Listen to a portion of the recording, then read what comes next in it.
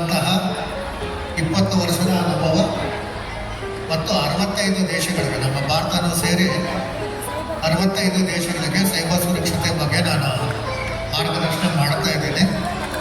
ಈ ಹಿನ್ನೆಲೆಯಲ್ಲಿ ಇವತ್ತು ನಿಮ್ಮ ಜೊತೆ ವಿಷಯವನ್ನು ಹಂಚ್ಕೊಳ್ತೀನಿ.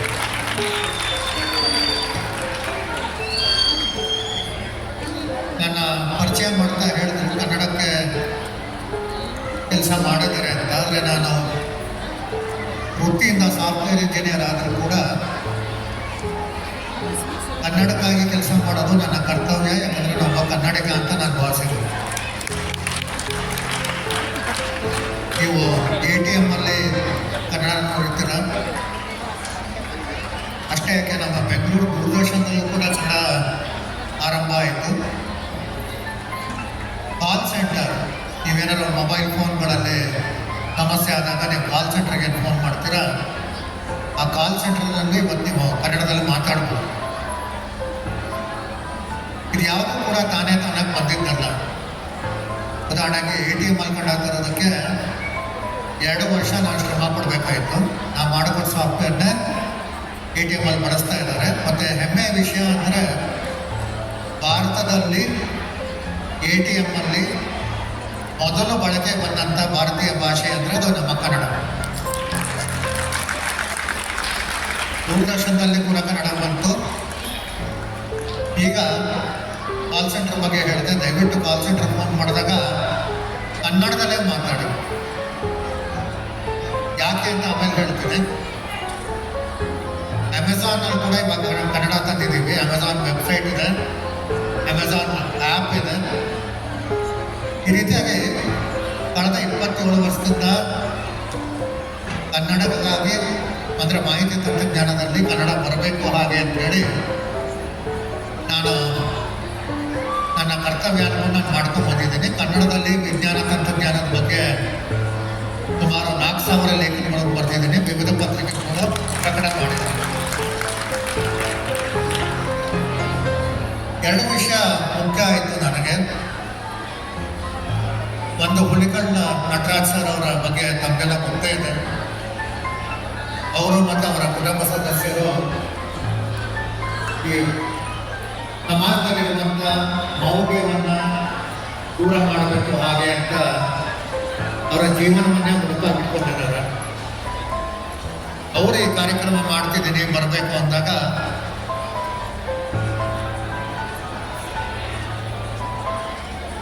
ಇದು ಸೈಬರ್ ಸುರಕ್ಷತೆ ಬಗ್ಗೆ ಅಲ್ಪ ಜ್ಞಾನ ಅಂದರೆ ಏನೋ ನೋಡ್ಕೊಂಡ್ಬಂದು ಏನೋ ಅಷ್ಟೋ ಇಷ್ಟೋ ಗೊತ್ತಿದ್ದವ್ರು ಕೂಡ ಇವತ್ತು ಮಾತಾಡೋ ತಜ್ಞರಾಗ್ಬಿಟ್ಟಿದ್ದಾರೆ. ಆ ಮೌಢ್ಯವನ್ನು ಕೂಡ ದೂರ ಮಾಡೋದು ಅಗತ್ಯ ಅಂತ ನಾನು ಭಾವಿಸಿದ್ದೇನೆ. ಎರಡನೇದಾಗಿ ಸುರಕ್ಷತೆ ನಮ್ಗೆ ಯಾಕೆ ಬೇಕು ಅನ್ನೋದು ಮತ್ತು ಹೇಗೆ ನಮ್ಮನ್ನು ನಾವು ಸುರಕ್ಷಿತವಾಗಿ ಇಟ್ಕೋಬೇಕು ಅನ್ನೋದ್ರ ಬಗ್ಗೆ ಈ ಮುಂದಿನ ಕೆಲವು ಸ್ಲೈಡ್ಗಳಲ್ಲಿ ನಾನು ನಿಮ್ಮ ಜೊತೆ ಹಂಚ್ಕೊಳ್ತಾ ಇದ್ದೀನಿ.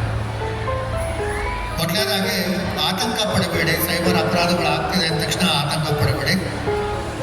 ಎಲ್ಲ ದೇಶದಲ್ಲೂ ಆಗ್ತಾ ಇದೆ. ಪ್ರತಿದಿನ 3 ಕೋಟಿ ಸೈಬರ್ ಅಪರಾಧಗಳಾಗುತ್ತೆ. ಇಡೀ ಜಗತ್ತಿನಲ್ಲಿ 3 ಕೋಟಿ ಸೈಬರ್ ಅಪರಾಧಗಳಾಗುತ್ತೆ. ಈ 3 ಕೋಟಿ ಅಪರಾಧಗಳು ಯಾವುದು ಅಂತ ಇಲ್ಲಿ ಮಾತಾಡೋಕ್ಕೆ ಪ್ರಾಯಶಃ ನಿಂತ್ಕೊಂಡ್ರೆ 1 ವಾರ ಮಾತಾಡಬೇಕಾಗುತ್ತೆ. ಮುಖ್ಯವಾದ ಅಪರಾಧಗಳ ಬಗ್ಗೆ ಇವತ್ತು ನಾನು ಮಾತಾಡೋಣ. Next slide.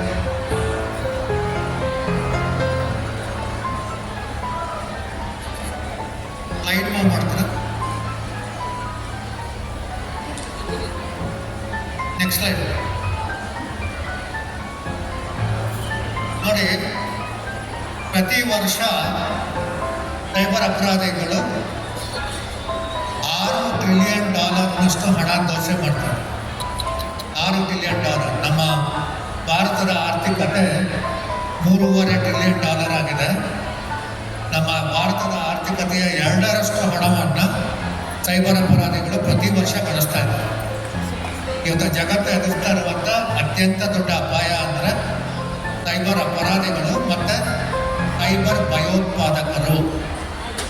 ಸೈಬರ್ ಟೆರರಿಸ್ಟ್ ಅಂತ ಹೇಳಕ್ಕೆ ಕರೀತೇವೆ. ಸೈಬರ್ ಟೆರರಿಸ್ಟ್ಗಳು ಏನು ಮಾಡ್ತಾರೆ, ಸೈಬರ್ ಅಪರಾಧಿಗಳು ಏನು ಮಾಡ್ತಾರೆ ಅಂತ ಮುಂದೆ ನೋಡ್ತಾ ಹೋಗೋಣ. ಮುಂದಿನ ಸ್ಲೈಡ್. ಎಲ್ಲ ಕ್ಷೇತ್ರದಲ್ಲೂ ತಂತ್ರಜ್ಞಾನ ಬಂದಿದೆ, ಹೀಗಾಗಿ ಅಪರಾಧ ಜಾಸ್ತಿ ಆಗ್ತಿದೆ ಅಂತ ಜನ ಭಾವಿಸ್ತಾರೆ. ತಂತ್ರಜ್ಞಾನ ಯಾವುದೇ ಬರಲಿ ಅದರ ದುರ್ಬಳಕೆ ಮಾಡ್ಕೊಳ್ಳೋ ಜನ ಕೂಡ ಇದ್ದಾರೆ. ಹೀಗಾಗಿ ಎಲ್ಲ ಕ್ಷೇತ್ರದಲ್ಲೂ ನಾವು ಎಷ್ಟೇ ಸುರಕ್ಷತೆ ತಂದರೂ ಕೂಡ ಒಂದು ಹೆಜ್ಜೆ ಮುಂದೆ ಹೋಗಿ ಅಪರಾಧಗಳನ್ನು ಮಾಡುವಂಥ ಜನ ಇದ್ದಾರೆ. ಇವ್ರ ಬಗ್ಗೆ ನಾವು ಸ್ವಲ್ಪ ಜಾಗ್ರತೆಯಾಗಿರೋಣ. ಮುಂದಿನ ಸ್ಲೈಡ್.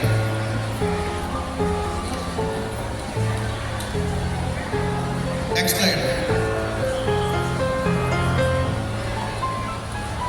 ಅಪರಾಧಗಳು ಹೇಗೆ ನಡೀತಿದೆ ಅನ್ನೋದಕ್ಕೆ ಒಂದು ನನ್ನ ಉದಾಹರಣೆ ಇದು.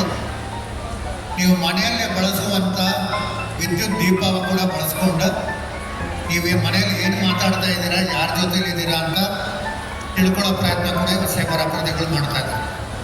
ವಿದ್ಯುತ್ ದೀಪ ಇಂಟರ್ನೆಟ್ ಕನೆಕ್ಟ್ ಆಗಿರೋದಿಲ್ಲ. ಇದು ಯಾಕೆ ಹೇಳಿದೆ ಅಂದರೆ, ನಾನು ಮೊದಲೇ ಹೇಳಿದೆ, ಸೈಬರ್ ಅಪರಾಧ ಬಗ್ಗೆ ಕೆಲವೊಂದು ಮೌಢ್ಯಗಳಿದ್ದಾವೆ. ಇಂಟರ್ನೆಟ್ ಇದ್ದರೆ ಮಾತ್ರ ಅಪರಾಧ ನಡೆಯುತ್ತೆ, ಅಥವಾ ಇಂಟರ್ನೆಟ್ಟಿಂದಾನೇ ಅಪರಾಧಗಳು ಬಂತು. ಮೊದಲೇ ಸೈಬರ್ ಅಪರಾಧ ಸುಮಾರು 250 ವರ್ಷದ ಹಿಂದೆ ನಡೆಯಿತು. ಅವಾಗ ಕಂಪ್ಯೂಟರ್ ಇರಲಿಲ್ಲ, ಇಂಟರ್ನೆಟ್ಟು ಇರಲಿಲ್ಲ. ಹೀಗಾಗಿ ಇಂಟರ್ನೆಟ್ ಇಲ್ಲದೆ ಹೋದರೂ ಕೂಡ ಅಪರಾಧಗಳು ನಡೀತಾನೆ ಇದೆ. ನಾವು ಜಾಗೃತರಾಗಿರಬೇಕು. ಇಲ್ಲಿ ಮ್ಯೂಸಿಕ್ ಸಿಸ್ಟಮ್ ತೋರಿಸಿದ್ದೀನಿ, ಟೆಲಿವಿಷನ್ ಇದೆ, ನೀವು ಬಳಸುವಂಥ ವಾಷಿಂಗ್ ಮೆಷಿನ್ ಇದೆ, ಅದೇ ರೀತಿ ದೀಪಗಳಿದೆ. ಇದೆಲ್ಲವನ್ನೂ ಕೂಡ ಬಳಸ್ಕೊಳ್ತಾ ಇದೆ. ಇದೆಲ್ಲರ ಬಗ್ಗೆ ಕೂಡ ನಾವು ಜಾಗೃತರಾಗಿರಬೇಕು ಅಂತ ನಾನು ಇಲ್ಲಿ ಮನವಿ ಮಾಡಲಿಕ್ಕೆ ಇಷ್ಟಪಡ್ತೇನೆ. ಮುಂದಿನ ಸ್ಲೈಡ್. ಇದು ಸಾಮಾನ್ಯವಾಗಿ ನಾವು ಮಾಡೋ ತಪ್ಪು. ಉಚಿತ ಚಾರ್ಜಿಂಗ್ ವ್ಯವಸ್ಥೆ ಇದೆ ಮೊಬೈಲ್ ಫೋನ್ಗೆ ಅಂದ ತಕ್ಷಣ ನಮ್ಮ ಮೊಬೈಲ್ ಫೋನನ್ನು ಚಾರ್ಜ್ ಮಾಡಲಿಕ್ಕೆ ಹಾಕಿ. ದಯವಿಟ್ಟು ಆ ಕೆಲಸ ಮಾಡಬೇಡಿ. ನಿಮ್ಮ ಮೊಬೈಲ್ ಫೋನ್ ಚಾರ್ಜ್ ಆಗಲ್ಲ. ಅನೇಕ ಕಡೆ ನಿಮ್ಮ ಮೊಬೈಲ್ ಫೋನ್ನಲ್ಲಿರುವ ಮಾಹಿತಿಯನ್ನು ಕಳುವು ಮಾಡ್ತಾರೆ. ಚಾರ್ಜಿಂಗ್ ಕೇಬಲ್ ಅಲ್ಲ, ಅದು ಡಾಟಾ ಕೇಬಲ್ ಇರುತ್ತೆ. ನೀವು ಮೊಬೈಲ್ ಫೋನ್ ಹಾಕಿದಾಗ ನಿಮ್ಮಲ್ಲಿರುವ ಎಲ್ಲ ಮಾಹಿತಿಯನ್ನು ಅವರು ಪಡ್ಕೊತಾರೆ. ಆದ್ದರಿಂದ ಉಚಿತ ಅನ್ನೋದು ಯಾವುದೂ ಇಲ್ಲ. ದಯವಿಟ್ಟು ಆ ಉಚಿತವಾದ ಚಾರ್ಜಿಂಗ್ ಇದೆ ಅಂತ ಮೊಬೈಲ್ ಫೋನ್ ಆಗಲಿ ಲ್ಯಾಪ್ಟಾಪ್ ಆಗಲಿ ಎಲ್ಲೂ ಬಳಸಲಿಕ್ಕೆ ಹೋಗ್ಬೇಡಿ. ಇದು 99% ಕಡೆ ಇದು ದುರ್ಬಳಕೆ ಆಗ್ತಾ ಇದೆ. ದಯವಿಟ್ಟು ಇದನ್ನು ಸಾಧ್ಯ ಆದಷ್ಟು ಅವಾಯ್ಡ್ ಮಾಡಿ. Next slide. ಫೋನ್ ಕಳೆದ್ರೆ ಏನು ಮಾಡೋದು ಅಂತ ಒಂದು ದೊಡ್ಡ ಸಮಸ್ಯೆ ಇದೆ. ಮೊದಲು ಫೋನ್ ಕದ್ದು ಬೇರೆಯವ್ರಿಗೆ ಮಾರಾಟ ಮಾಡ್ತಾ ಇದ್ರು, ಅದರಲ್ಲಿ ಏನೋ ಒಂದಿಷ್ಟು ದುಡ್ಡು ಮಾಡಿಕೊಳ್ತಾ ಇದ್ರು. ಈಗ ಫೋನ್ ಕದ್ದು ಮಾರಾಟ ಮಾಡ್ತಾ ಇಲ್ಲ, ಯಾಕಂದ್ರೆ ಅವರು ಬುದ್ಧಿವಂತರಾಗ್ಬಿಟ್ಟಿದ್ದಾರೆ. ಇತ್ತೀಚೆಗಷ್ಟೇ ದೆಹಲಿನಲ್ಲಿ ಕೆಲವೊಂದು ಅಪರಾಧಿಗಳನ್ನ ನಾವು ಬಂಧಿಸಿದ್ವಿ. ಅವರು ಫೋನ್ ಕದೀತಾರೆ. ಕದ್ದ ಮೇಲೆ ಆ ಫೋನ್ನಲ್ಲಿರುವ ಮಾಹಿತಿಯನ್ನು ಹೇಗೆ ದುರುಪಯೋಗ ಮಾಡ್ಕೋಬೇಕು ಅಂತ ಕಲ್ತಿದ್ದಾರೆ. ನಿಮ್ಮ ಎಲ್ಲ ಫೋಟೋಗಳನ್ನು, ಡೇಟಾನ, ಬ್ಯಾಂಕಿಂಗ್ ಪಾಸ್ವರ್ಡನ್ನು, UPI ಪಾಸ್ವರ್ಡನ್ನು ನಿಮ್ಮ ಕದ್ದ ಫೋನ್ನಿಂದ ಪಡ್ಕೊಂಡು ದುರ್ಬಳಕೆ ಮಾಡ್ಕೊಳ್ತಿದ್ದಾರೆ. ಹೀಗಾಗಿ ಫೋನ್ ಕದ್ದಾಗ ಏನು ಮಾಡಬೇಕು ಅಂದರೆ, ಇದು ಭಾರತ ಸರ್ಕಾರದ ವೆಬ್ಸೈಟ್, ಇದು ನೀವು ಇಲ್ಲಿ ಹೋಗಿ ದೂರು ಕೊಡ್ಬೋದು ಅಥವಾ ನಿಮ್ಮ ಫೋನನ್ನು ಬ್ಲಾಕ್ ಮಾಡಬಹುದು. ಅನೇಕ ಜನ ಅದನ್ನು ಮಾಡೋದಿಲ್ಲ, ಯಾಕಂದರೆ ನಿಮ್ಮ ಫೋನ್ನಲ್ಲಿ ಒಂದು ಮುಖ್ಯವಾದ ಅಂಕಿ ಇರುತ್ತೆ. ಅದನ್ನು ದಯವಿಟ್ಟು ನೋಡಿ. ಮುಂದಿನ ಸ್ಲೈಡನ್ನು. ಆ ನಂಬರ್ ತುಂಬ ಇಂಪಾರ್ಟೆಂಟ್ ಆಗುತ್ತೆ. ಬರೀ ಕಂಪ್ಲೇಂಟ್ ಕೊಟ್ಟರೆ ಆಗಲ್ಲ, ಆ ನಂಬರ್ ತುಂಬ ಇಂಪಾರ್ಟೆಂಟ್ ಆಗುತ್ತೆ. ದಯವಿಟ್ಟು ನೆಕ್ಸ್ಟ್ ಸ್ಲೈಡ್ ತೋರಿಸಿ. ಇಲ್ಲಿ ನಿಮ್ಮ ಫೋನ್ನಲ್ಲಿ ಟೈಪ್ ಮಾಡಿ *#06# ನೀವು ಯಾವುದೇ ಫೋನ್ ಇರ್ಬೋದು, ಐಫೋನ್ ಇರ್ಬೋದು, ಆಂಡ್ರಾಯ್ಡ್ ಇರ್ಬೋದು. ಈ 4 ಡಿಜಿಟನ್ನು ನೀವು ದಯವಿಟ್ಟು ಟೈಪ್ ಮಾಡಿ *#06# ಅದು ನೀವು ಟೈಪ್ ಮಾಡಿದಾಗ ನಿಮ್ಮ ಫೋನಿನ IMEI ನಂಬರ್ ಕಾಣಿಸುತ್ತೆ. ಆ IMEI ನಂಬರನ್ನು ಸೇವ್ ಮಾಡ್ಕೊಳ್ಳಿ. ನೀವು ಫೋನ್ ಯಾರು ಕಳ್ಳತನ ಮಾಡಿದ್ರೆ IMEI ನಂಬರ್ ಪೊಲೀಸರು ಕೊಡಿ. ನಿಮ್ಮ ಫೋನು ಎಲ್ಲೂ ಕೂಡ ದುರುಪಯೋಗ ಆಗದೇ ಇರೋ ರೀತಿಯಲ್ಲಿ ಆ ಫೋನನ್ನು ಬ್ಲಾಕ್ ಮಾಡ್ತಾರೆ. IMEI ನಂಬರ್ ದಯವಿಟ್ಟು ಅದನ್ನು ಸೇವ್ ಮಾಡ್ಕೊಳ್ಳಿ. ಹೇಗೆ ನಿಮ್ಮ ATM ನಂಬರು, ಪಿನ್ ನಂಬರು ಎಲ್ಲ ಸೇವ್ ಮಾಡ್ಕೊತೀರಾ, ಅದೇ ರೀತಿ ನಿಮ್ಮ ಫೋನ್ನಲ್ಲಿ ಈ ನಂಬರನ್ನು ಸೇವ್ ಮಾಡ್ಕೊಳ್ಳಿ. ಬೇರೆ ಏನೇ ದೂರು ಕೊಟ್ಟರು ಕೂಡ ಅವ್ರಿಗೆ ದೂರ ಎಲ್ಲಿ ಕೊಡೋದು ಅನ್ನೋದಕ್ಕೆ ನಾನು ವೆಬ್ಸೈಟ್ ತೋರಿಸಿದ್ದೇನೆ. ಪೊಲೀಸ್ ಸ್ಟೇಷನಲ್ಲೂ ದೂರು ಕೊಡಿ, ಆ ವೆಬ್ಸೈಟಲ್ಲೂ ನೀವು ದೂರು ಕೊಡಿ. ನಿಮ್ಮ ಫೋನು ಇಡೀ ಭಾರತದಲ್ಲಿ ಎಲ್ಲೇ ಇದ್ರೂ ಕೂಡ ಅದನ್ನು ಟ್ರ್ಯಾಕ್ ಮಾಡ್ತಾರೆ. ನಿಮಗೆ ದುರ್ಬಳಕೆ ಆಗೋ ರೀತಿಯಲ್ಲಿ ಅದನ್ನು ಬ್ಲಾಕ್ ಮಾಡ್ತಾರೆ. ಮುಂದಿನ ಸ್ಲೈಡ್. ಇದು ಲಾಸ್ಟ್ ಇಯರ್ ಮೊಬೈಲ್ ಅಂದರೆ ಈ ವೆಬ್ಸೈಟಲ್ಲಿ ನೀವು ದೂರನ್ನು ಕೊಡ್ಬೋದು. ಮತ್ತೊಂದು ಅಪರಾಧ ನಡೆಯುತ್ತೆ. ನಿಮ್ಮ ಹೆಸರಿನಲ್ಲಿ ಬೇರೆ ಸಿಮ್ ಕಾರ್ಡನ್ನು ತಗೊಂಡು ದುರುಪಯೋಗ ಮಾಡ್ಕೊಳ್ತಾರೆ. ಅದು ಹೇಗೆ ಕಂಡುಹಿಡಿಯೋದು?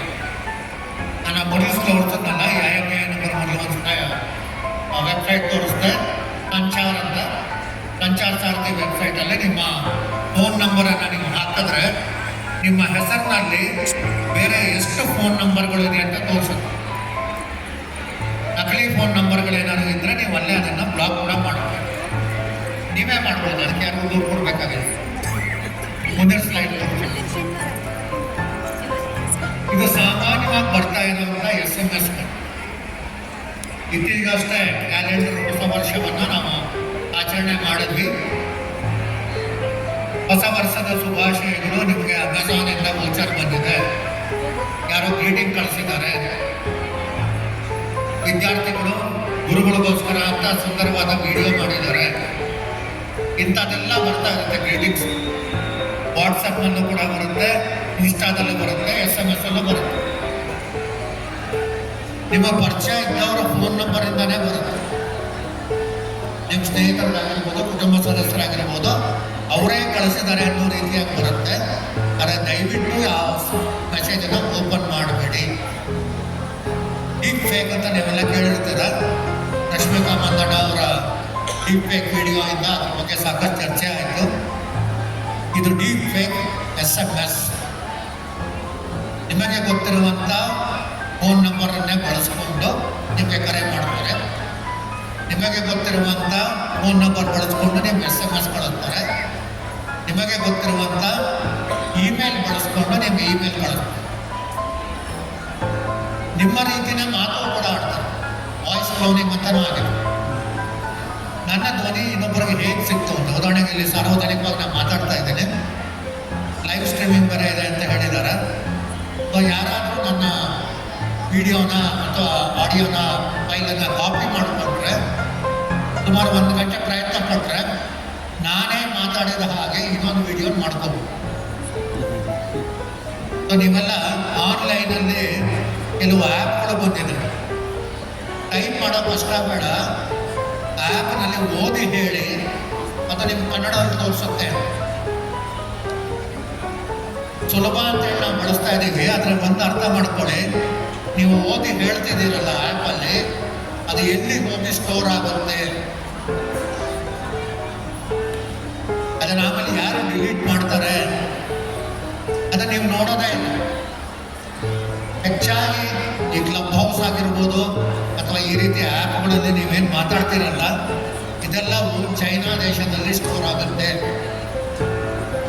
ಅಲ್ಲಿಂದ ಮುಂದೆ ಅದು ಬೇರೆ ಬೇರೆ ರೀತಿಯಾಗಿ ದುರ್ಬಳಕೆ ಆಗುತ್ತೆ. ಆದ್ದರಿಂದ ನಿಮ್ಮ ಧ್ವನಿ ಕೂಡ ಅಷ್ಟೇ ಮುಖ್ಯ. ದಯವಿಟ್ಟು ಹಂಚ್ಕೋಬೇಕಾದಾಗ ಸುರಕ್ಷಿತವಾದ ಸ್ಥಳದಲ್ಲಿ ಮಾತ್ರ ಅದನ್ನು ಬಳಸ್ತೀರಿ. ಮುಂದಿನ ಸ್ಲೈಡ್ ಹೋಗಿ. ಆಧಾರನ್ನ ಹ್ಯಾಕ್ ಮಾಡಿದರೆ ಅಂತ ದೊಡ್ಡ ಸುದ್ದಿ ಆಗುತ್ತೆ. ಆಧಾರನ್ನ ಹ್ಯಾಕ್ ಮಾಡೋದೆಲ್ಲ, ಆಧಾರನ್ನ ನಾವು ಕೊಟ್ಟಾಗ ಅದನ್ನು ದುರ್ಬಳಕೆ ಮಾಡ್ಕೊಳ್ತಿದ್ದಾರೆ. ಅದು ತಡಿಬೇಕಾದ್ರೆ ನೀವು ಆಧಾರ್ ನಂಬರನ್ನ ಎಲ್ಲ ಕಡೆ ಕೊಡಬೇಡಿ. ಬಯೋಮೆಟ್ರಿಕ್ಸ್ ಅಂತ ಕೊಟ್ಟಿರ್ತೀರ ಆಧಾರಲ್ಲಿ, ನಿಮ್ಮ ಫಿಂಗರ್ ಪ್ರಿಂಟ್ ಕೊಟ್ಟಿರ್ತೀರ, ನಿಮ್ಮ ಕಣ್ಣಿನ ಸ್ಕ್ಯಾನ್ ಕೊಟ್ಟಿರ್ತೀರ, ಅದನ್ನು ದುರ್ಬಳಕೆ ಮಾಡ್ಕೊಳ್ತಿದ್ದಾರೆ ಹೊರತಾಗಿ ಆಧಾರನ್ನು ಯಾರು ಹ್ಯಾಕ್ ಮಾಡ್ತಾರೆ. ಅದನ್ನು ತಪ್ಪಿಸ್ಬೇಕಾದ್ರೆ ಒಂದು ಆಧಾರ್ ಅಂತ ಒಂದು ಆ್ಯಪ್ ಇದೆ ಗೌರ್ಮೆಂಟ್ ಆಫ್ ಇಂಡಿಯಾದು, ಅದನ್ನು ಇನ್ಸ್ಟಾಲ್ ಮಾಡ್ಕೊಳ್ಳಿ. ಆ ಆಧಾರಲ್ಲೇ ನಿಮ್ಮ ಆಧಾರ್ ಕಾರ್ಡನ್ನು ನೀವು ಬ್ಲಾಕ್ ಮಾಡ್ಬೋದು, ಬಯೋಮೆಟ್ರಿಕನ್ನು ನೀವು ಬ್ಲಾಕ್ ಮಾಡ್ಬೋದು. ಮತ್ತು ಎಲ್ಲರೂ ಆಧಾರ್ ನಂಬರ್ ಕೊಡಬೇಕಾಯ್ತು ಅಂತಂದಾಗ ದಯವಿಟ್ಟು ಒರಿಜಿನಲ್ ಆಧಾರ್ ಕಾರ್ಡ್ ಕೊಡಬೇಡಿ. ಮಾಸ್ಕ್ ಆಧಾರ್ ಅಂತಿದೆ ಅಥವಾ ಆಧಾರ್ ಅಂತಿದೆ, ಅದು ಕೂಡ ವ್ಯಾಲಿಡೇ ಇದೆ. ಕೊನೆಯ 4 ಡಿಜಿಟ್ ಬಿಟ್ಟು ಇಡೀ ಆಧಾರ್ ಸಂಖ್ಯೆ ಬ್ಲಾಕ್ ಆಗಿದೆ, ಅದನ್ನು ಕೊಡ್ತೀವಿ. ಇದನ್ನು ಆ್ಯಪಲ್ಲಿ ಕೂಡ ನೀವು ಮಾಡ್ಕೋಬೋದು. ಮುಂದಿನ ಸ್ಲೈಡ್ ಹೋಗಿ. ಇಷ್ಟೆಲ್ಲ ನೀವು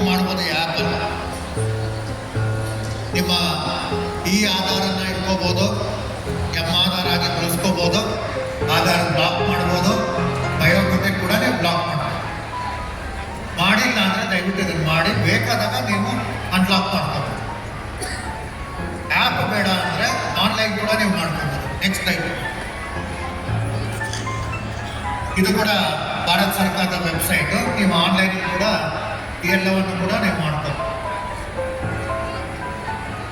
ಮುಂದಿನ ಸ್ಲೈಡ್. ಇದು ಡಿಜಿಟಲ್ ಅರೆಸ್ಟ್ ಅಂತ ಬರ್ತಾ ಇದೆ. ಸಾಮಾನ್ಯವಾಗಿ ಜನ ತಪ್ಪು ಮಾಡ್ತಾ ಇದ್ದಾರೆ, ಹೀಗಾಗಿ ಮೋಸ ಮಾಡ್ತಿದ್ದಾರೆ ಅನ್ನೋ ರೀತಿಯಲ್ಲಿ ಪತ್ರಿಕೆಯಲ್ಲಿ ಪೊಲೀಸರು ಮಾಹಿತಿಯನ್ನು ಕೊಡ್ತಾರೆ. ಜನ ತಪ್ಪು ಮಾಡ್ತಾ ಇದ್ದಾರೆ. ಈ ಪಕ್ಕದಲ್ಲಿದೆಯಲ್ಲ ಅರೆಸ್ಟ್ ವಾರೆಂಟ್, ಎರಡನೇದು ಅದು ನನಗೆ ಬಂದಿತ್ತು. ನನ್ನ ಅರೆಸ್ಟ್ ಮಾಡಿದ್ದಾರೆ. ನಾನು ಪ್ರಾಯಶಃ ಅದು ನಿಜವೇ ಆಗಿದ್ದರೆ ಭಾರತದಲ್ಲಿ ಅತ್ಯಂತ ಬೇಕಾದಂತಹ ದೊಡ್ಡ ಅಪರಾಧಿ ನಾನಾಗಿರ್ಬೇಕು. ಎಷ್ಟು ಸೀಲ್ ಹೊಡೆದಿದ್ದಾರೆ ನಾನು. ಒಂದು ಅರೆಸ್ಟ್ ವಾರೆಂಟ್ಗೆ ಒಬ್ಬರು ಸೀಲ್ ಮಾಡ್ತಾರೆ. ಇವ್ರು ಇರೋ ಜಾಗದಲ್ಲಿ ಸೀಲ್ ಹೊತ್ಕೊಂಡು ಹೋಗಿದ್ದಾರೆ. ಆ fake arrest order, fake court order, fake ಪೊಲೀಸರು, ಫೇಕ್ ನ್ಯಾಯಾಧೀಶರು, ಕೋರ್ಟ್ ರೂಮ್ ಕೂಡ ಫೇಕ್ ಆಗಿ ತೋರಿಸ್ತಾ ಇದ್ದಾರೆ. ಅದೆಲ್ಲವನ್ನ ತೋರಿಸಿ ನಿಮ್ಮನ್ನ ಡಿಜಿಟಲ್ ಅರೆಸ್ಟ್ ಮಾಡಿದೀನಿ ಅಂತ ವಿಡಿಯೋ ಕಾಲ್ ಮುಖಾಂತರ ಹೆದರಿಸ್ತಾರೆ. ನೀವೇನು ತಪ್ಪೇ ಮಾಡಿಲ್ಲ ಅಂದಮೇಲೆ ಮೊದಲೇದಾಗ ಅರ್ಥ ಮಾಡ್ಕೊಳ್ಳಿ, ನಮ್ಮ ಕಾನೂನಲ್ಲಿ ಡಿಜಿಟಲ್ ಅರೆಸ್ಟ್ ಅನ್ನೋದು ಇಲ್ಲವೇ ಇಲ್ಲ. ಆನ್ಲೈನ್ ಆಗಿ ಯಾರು ನಿಮ್ಮನ್ನು ಅರೆಸ್ಟ್ ಮಾಡೋಕ್ಕೆ ಕಾನೂನೇ ಇಲ್ಲ. ಎರಡನೇದಾಗಿ ಅವರಿಂದ ಆರ್ಡರ್ಗಳು ತೋರಿಸಿದ್ರು ಅಂದರೆ ದಯವಿಟ್ಟು ಗಾಬರಿಯಾಗಿ ದಂಡ ಕಟ್ಟಬೇಡಿ. ಪೊಲೀಸ್ ಸ್ಟೇಷನ್ಗೆ ಹೋಗಿ ದೂರು ಕೊಡ್ತೀವಿ ಅಂತ ನೇರವಾಗಿ ಹೇಳಿ. ಪೊಲೀಸರಿಗೂ ಕೂಡ ನಿಮಗೆ ಆನ್ಲೈನಲ್ಲಿ ಅರೆಸ್ಟ್ ಮಾಡ್ತೀವಿ ಅನ್ನೋ ಕಾನೂನಿಲ್ಲ. ಈ ರೀತಿ ಆರ್ಡರ್ಗಳು ಏನೇ ಬಂದರೂ ಕೂಡ ಅದನ್ನು ನಂಬಬೇಡಿ. ನೀವು ಯಾವುದೋ ಕೊರಿಯರ್ ಕಳಿಸಿದ್ದೀರಾ, ಆ ಕೊರಿಯರ್ ಕಸ್ಟಮ್ಸ್ ಡಿಪಾರ್ಟ್ಮೆಂಟಲ್ಲಿ ಸಿಕ್ಕಾಕೊಂಡಿದೆ. ಆ ಕೊರಿಯರ್ನಲ್ಲಿ ಮಾದಕ ವಸ್ತುಗಳಿದ್ದು, ದೇಶ ವಿರೋಧಿ ಲಿಟ್ರೇಚರ್ ಇದ್ದು, ಹೀಗಾಗಿ ನಿಮ್ಮನ್ನು ಅರೆಸ್ಟ್ ಮಾಡ್ತೀವಿ ಅಂತ ಕರೆ ಮಾಡ್ತಾರೆ. ಆಗ ನಿಮ್ಮ ಅಕೌಂಟಿಗೆ ಯಾರೋ ದುಡ್ಡು ಹಾಕ್ಕೊಂಡಿದ್ದಾರೆ, ಆ ದುಡ್ಡು ಬೇರೆ ಯಾರ್ದೋ ಅದು. ಅದನ್ನು ತನಿಖೆ ಮಾಡಬೇಕು. ನಿಮ್ಮ ಅಕೌಂಟ್ ಡೀಟೇಲ್ಸ್ ಕೊಡಿ ಅಂತ ಹೇಳ್ತಾರೆ, ಪ್ಯಾನ್ ಕಾರ್ಡ್ ಕೊಡಿ ಅಂತಾರೆ, ಆಧಾರ್ ಕಾರ್ಡ್ ಕೊಡಿ ಅಂತಾರೆ. ಈ ದುಡ್ಡು ದಂಡ ಕಟ್ಟಿ ನಾವು ಮಾತಾಡ್ತೀವಿ, ನಾವು ಲಾಯರ್ ಆಗಿದ್ದೀವಿ, ಮತ್ತೊಂದಾಗಿದ್ದೀವಿ ಅಂತ ಆನ್ಲೈನಲ್ಲಿ ಏನೇ ಬಂದರೂ ಕೂಡ ಇಲ್ಲಿ ದುಡ್ಡು ಅಂತ ಬರುತ್ತೆ. ಸ್ವಲ್ಪ ಎಚ್ಚರಿಕೆ ಆಗಿದೆ. ತುಂಬ ಜನ ಮೋಸ ಹೋಗ್ತಾ ಇರೋದು ಈ ಅರೆಸ್ಟ್ ಆಗೋದು ಬೇಡ, ದಂಡ ಕಟ್ಟಿ ಮಾರಾಗೋಣ. ಅದರಿಂದ ಈ ಡಿಜಿಟಲ್ ಅರೆಸ್ಟ್ ಅನ್ನೋದು ಇದು ಸುಳ್ಳು. ಇದು ದಯವಿಟ್ಟು ಅದರಿಂದ ಗಾಬರಿಯಾಗಿ ಯಾರು ಹಣ ಕಳ್ಕೋಬೇಡಿ. ಮುಂದಿನ ಸ್ಲೈಡ್. ಎ ಟಿ ಎಮ್ನಲ್ಲಿ ಏನೆಲ್ಲ ಮೋಸ ಆಗುತ್ತೆ ಅಂದರೆ, ವಿಶೇಷವಾಗಿ ಹಿರಿಯ ನಾಗರಿಕರಿಗೆ ಯಾರು ಎ ಟಿ ಎಮ್ಮನ್ನು ಬಳಸಲಿಕ್ಕೆ ಅಷ್ಟಾಗಿ ಗೊತ್ತಿರಲ್ಲ, ಅವ್ರಿಗೆ ಮೋಸ ಮಾಡ್ತಿದ್ದಾರೆ. ನೀವೆಲ್ಲ ಒಂದು ಐ ಡಿ ಕಾರ್ಡ್ ಹಾಕ್ಕೊಂಡಿರೋರು ನೋಡ್ತೀರಾ. ಅದೇ ರೀತಿ ಬ್ಯಾಂಕಿನ ಐ ಡಿ ಕಾರ್ಡ್ ಹಾಕ್ಕೊಂಡು ಒಬ್ಬ ನಿಂತಿರ್ತಾರೆ. ನಿಮ್ಮ ಎ ಟಿ ಎಮ್ ಕಾರ್ಡ್ ಬದಲಾಗಿದೆ ಸರ್, ನಾನು ಬ್ಯಾಂಕಿನಿಂದ ಬೇರೆ ಕಾರ್ಡ್ ಕೊಡ್ತೀನಿ ಅಂತ ಕೊಡ್ತಾರೆ. ಅವನು ಕೊಡೋದು ನಕಲಿ ಕಾರ್ಡು, ತಗೊಳ್ಳೋದು ನಿಮ್ಮ ಹತ್ರ ಇರೋ ಅಸಲಿ ಕಾರ್ಡು. 24 ಗಂಟೆ ಆದಮೇಲೆ ಆ ಕಾರ್ಡನ್ನು ಬಳಸಿ ಅವಾಗ ನೀವು ಎ ಟಿ ಎಮ್ ಹೊಸ ಕಾರ್ಡನ್ನು ಬಳಸ್ಬೋದು. 24 ಗಂಟೆಯಲ್ಲಿ ನಿಮ್ಮ ಕಾರ್ಡನ್ನು ಬಳಸಿ ಅವನು ನಿಮ್ಮ ಖಾತೆಯಿಂದ ಹಣ ಕೊಟ್ಟು ಎಲ್ಲ ಹೋಗಬೇಕು. ಆದ್ದರಿಂದ ಎ ಟಿ ಎಮ್ ಸೆಂಟರಲ್ಲಿ ಯಾರೇ ನಿಮ್ಮ ಕಾರ್ಡ್ ಬದಲಾಯಿಸ್ಕೊಡ್ತೀನಿ ಅಂದರೆ ದಯವಿಟ್ಟು ಅವ್ರ ಕೈಗೆ ಕಾರ್ಡನ್ನು ಕೊಡಬೇಕು. ಮತ್ತೊಂದು ಸ್ಲೈಡ್ ಕೊಡ್ತೀನಿ. Next slide. ಇದು ಎ ಟಿ ಎಮ್ಮನ್ನು ಬಳಸಬೇಕಾದ್ರೆ ಆಗ್ತಿರೋ ಅಪರಾಧ. ಹೈವೇಗಳಲ್ಲಿ ಅಥವಾ ದೂರದ ಪ್ರದೇಶಗಳಲ್ಲಿ ಸಾಮಾನ್ಯವಾಗಿ ಯಾರೂ ಬಳಸಲ್ಲ ಎ ಟಿ ಎಮ್ಮನ್ನು. ಅಂಥ ಕಡೆ ಹೋಗಿ ಎ ಟಿ ಎಮ್ನಲ್ಲೇ ಕ್ಯಾಮರಾ ಫಿಕ್ಸ್ ಮಾಡಿರ್ತಾರೆ. ಸೊ ನೀವು A T M pin number type ಮಾಡಿದಾಗ ಆ ಕ್ಯಾಮ್ರಾ ಮುಖಾಂತರ ನಿಮ್ಮ ಪಿನ್ ನಂಬರ್ ರೆಕಾರ್ಡ್ ಮಾಡ್ಕೊಳ್ತಾರೆ. ನೀವು ಹಿಂದೆ ಹೋದಾಗ ಆ ಎ ಟಿ ಎಮ್ ಕಾರ್ಡನ್ನು ಪಿನ್ ನಂಬರ್ ಬಳಸ್ಕೊಂಡು ನಿಮ್ಮ ಹಣ ಪಡ್ಕೊಳ್ತಾರೆ. ಎಲ್ಲಿ ಜನ ಹೆಚ್ಚಾಗಿ ಎ ಟಿ ಎಮ್ ಬಳಸ್ತಾರೆ ಅಲ್ಲಿ ಮಾತ್ರ ದಯವಿಟ್ಟು ಎ ಟಿ ಎಮ್ ಬಳಸಿ. ಎಲ್ಲೋ ಒಂದು ಕಡೆ ಎ ಟಿ ಎಮ್ ಚಾರ್ಜ್ ಇಲ್ಲವಂತೆ